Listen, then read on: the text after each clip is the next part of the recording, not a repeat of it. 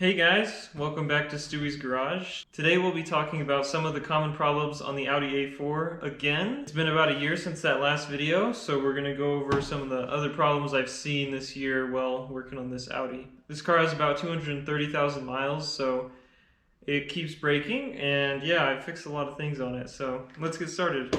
Alright, so one of the most common problems is the timing chain tensioner. Right under here it has nylon slides on it that wear out.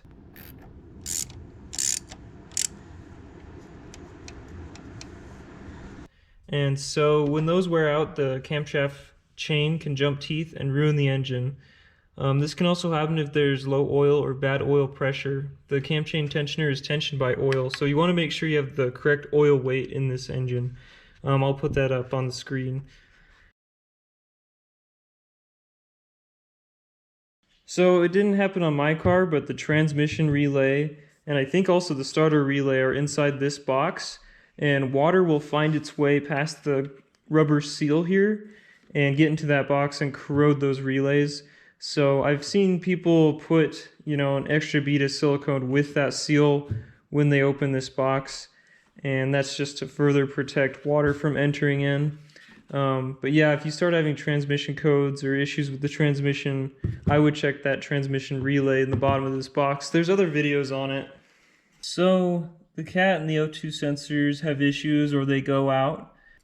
It's pretty common for the cat. Once it gets old, it won't catalyze anymore. So the P0420 code will be set, or it can happen by an O2 sensor failing. So getting an aftermarket O2 spacer can work. You can find them online for these cars, and that'll clear your code. I put a spacer on mine, and that made my codes go away. So the PCV hoses, they're located below the intake manifold down there. They melt sometimes because they get oil in them, and an oil saturated hose can just fall apart. Or maybe I just had a cheap one on my car, but yeah, that fails, and so does the PCV. The PCV likes to get clogged pretty easily on these cars, so it makes a sucking sound if that hose breaks. You can also find a failing PCV with a smoke test or like a torn vacuum line with a smoke test. Leak on the back of your valve cover, it could be your half moon seal. This is a new one. A lot of times these will need silicone as well, because I've seen that they don't really seal up unless they have a little extra added silicone. So these half moon seals are found on the back of the valve cover, or actually in the head. But yeah, they squish between the valve cover and the head, and they fill a little, half pipe in there.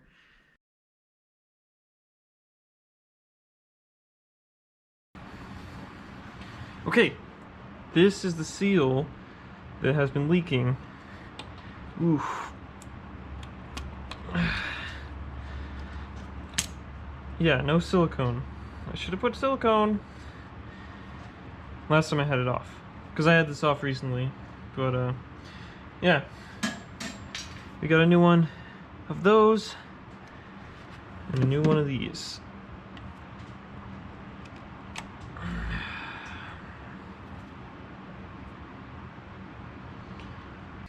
I guess it's pretty normal for most cars, but one of my Radiator fans went out, so I ordered a new one. I was able to just solder it in.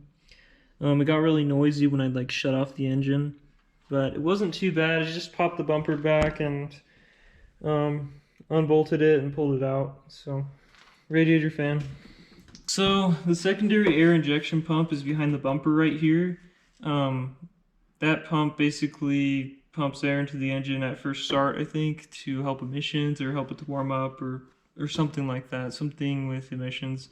But anyways, that secondary air injection pump, when it fails, it starts to sound like a vacuum cleaner running, and it usually cracks on the outer housing. Again, there's videos on this, but yeah, that secondary air injection pump, you can get to it just by jacking the car and getting underneath right here. You don't need to pull the bumper or anything, just the aero shield. But I replaced that once I started to hear that vacuum sound. Typically at startup is when I hear it. Have been the water pump, of course, on the front of the engine. You don't want to get a cheap water pump with this car. And of course that flange on the back of the engine, we talked about that in the first video. But another one is turbo cooling line comes out of the block There's a banjo bolt with like a crush washer, like a copper crush washer. I've had my car do like a slow seep from there before, so that's a possible coolant leak spot. So the output shaft seal on the back of the transmission will start to leak. That just gets a lot of wear and tear after a lot of miles. You'll see a clip of that. So the seal has been leaking for a long time. If you look at it carefully, you can see it's kind of cockeyed in there. Other seals underneath the car, like the axle seals, so just where the axles insert into the transmission, there's also a large seal. Here's what those axle seals look like. They're fairly big. They're different in size, I guess, per side. But yeah, I'll probably do a video on that pretty soon of replacing these axle seals because I think both of mine are leaking, just the front axles. So I've had all 4 of my window regulators fail around the same time, like the same 20,000, 30,000 miles. They all failed, and it was right around like 215,000 miles, maybe 210. But yeah, this one's failing right now too, as you can hear.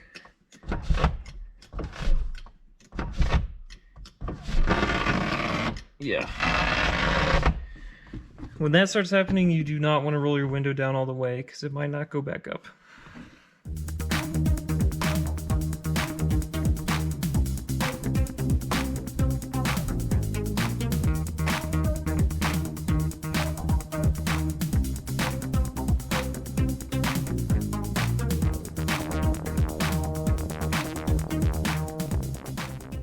When I first got this car, these leather seats were really worn out and they like to tear right in these cracks. I think that's because like sand and grit gets in between and then it rubs against the leather and like acts as an abrasive like sandpaper and cuts through the leather. But since owning the car, I've replaced both these seat bottoms, so they're doing okay.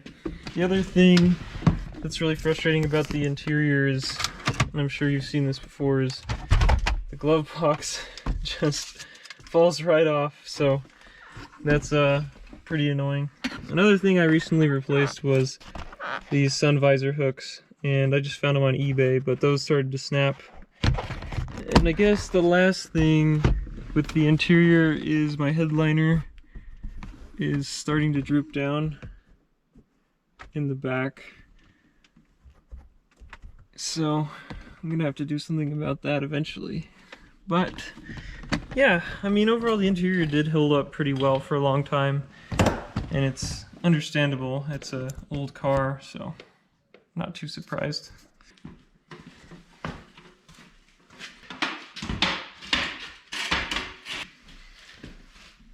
So last tips, I would say, like, use the correct oil. You gotta have the correct oil weights or this engine doesn't like to run happy, so make sure you get those. The other thing I would say is, like, service the transmission, do your oil or transmission fluid change the filter. It sucks, and you guys who own Audis know this, like, there's no dipstick. So to check the fluid, you actually have to go underneath the car and make sure it's level when you go underneath and check the drain plug and see if there's actually fluid in there.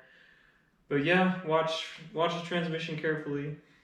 And the other thing I'd say is, like, always change your timing belt on the correct interval, because if you break your belt, you know, you break your engine, so watch that timing belt.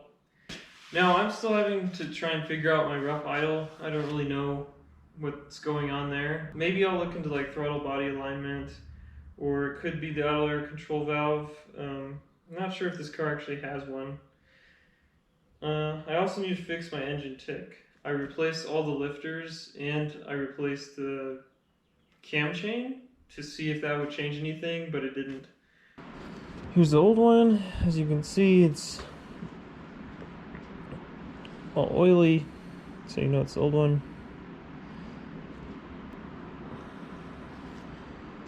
I mean, these are they're pretty much the same, and if there's a difference, it's just a millimeter less, like nothing that's going to really affect how the engine runs, I think. So yeah, I need some help on that. If you guys know anything about why this engine ticks, I mean, it sounds like it's in the top end, maybe like near the back of the engine. Like, I'll use the, what are they called? I'll use like automotive stethoscope and like listen to the top of the engine on the valve cover, and it sounds like the ticking is like near cylinder 4 in the rear, but I'm not sure why it ticks, and I'll show you right now. I'll run the engine, you'll hear it, but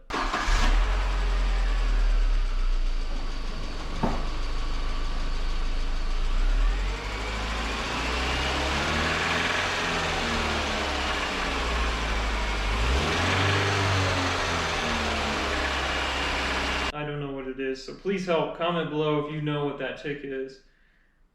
But thanks for watching, guys. I mean, I really hope this helps you figure out some things that are wrong with your Audis or things to watch out for. But yeah, please comment your problems below that you've seen on your Audis or Volkswagens with the same engine, the 1.8T. I'm really curious to see what else could go wrong. It's definitely hard to work on this car a lot of the time because it's so frequent, but it's a great car when it runs well. I really appreciate the support and the subscriptions, and really excited to see what's next. As always, thanks for watching Stuie's Garage, and please like and subscribe if you haven't already, or subscribe if this helped you on your Audi, and I'll catch you guys in the next one.